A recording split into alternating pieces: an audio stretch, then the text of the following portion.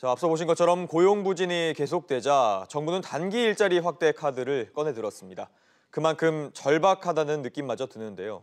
이를 두고 공방이 뜨겁습니다. 이 내용 취재 기자와 좀 더 자세히 짚어보겠습니다. 이한승 기자가 나와 있습니다. 자, 이 기자. 네. 지난달 고용 동향을 보고 이 정부가 여러 가지 좀 평가를 하는데 좀 궁금하거든요. 어떻습니까? 네, 일단 최악은 피했지만 만족스럽진 않다. 이런 게 정부의 입장인데요.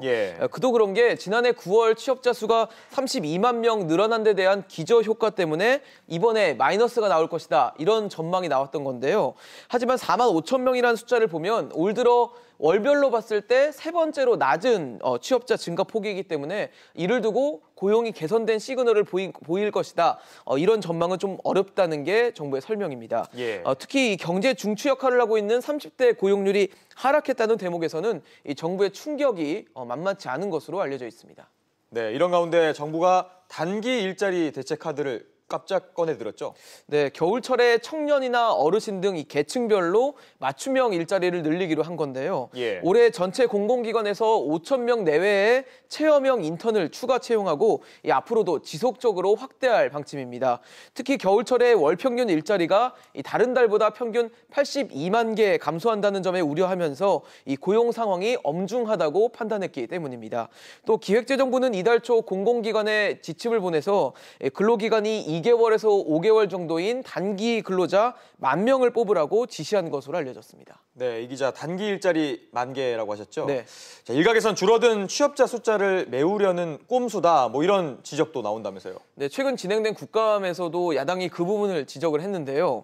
자유한국당 측은 어제 국회 국토교통위원회 국정감사에서 문재인 정부가 비정규직의 정규직화와 일자리 정부를 표방하면서 이 단기 알바로 일자리를 부풀리는 것은 모순이라고 비판했습니다. 이에 정부는 고용이 부진한 상황에서 공공기관의 일자리 확충을 요청하는 건 정부의 당연한 의무라며 이 강압적인 지시나 압박은 없었다고 반박했습니다. 네, 정부도 좀 급했나 본데 정부는 그동안 우리 경제를 낙관적으로 보지 않았습니까? 네, 정부는 사실 매달 그 최근 경제 동향이라는 보고서를 통해서 그동안 그 경제에 대한 인식을 드러내 왔는데요. 지난해 12월부터 10개월 연속 우리 경제가 회복세를 이어가고 있다고 진단해서 현실 인식이 좀 잘못된 것 아니냐 이런 지적이 있어 왔습니다. 하지만 오늘 고용 동향이 발표된 후에 이 최근 경제 동향을 내놓으면서 회복세라는 문구를 뺐고요. 또 고용이 부진하다는 표현을 새로 추가하는 등 신중한 태도로 좀 전환하는 태도를 보였습니다. 아무래도 고용 부진이 장기화되고 있고 거기다 이 미중 무역 갈등이나 또 미국 금리 인상 우려 등 이 불확실성이 커지는 점을 좀 반영하는 것으로 해석되고 있습니다. 네, 알겠습니다. 이 기자 이야기 잘 들었습니다.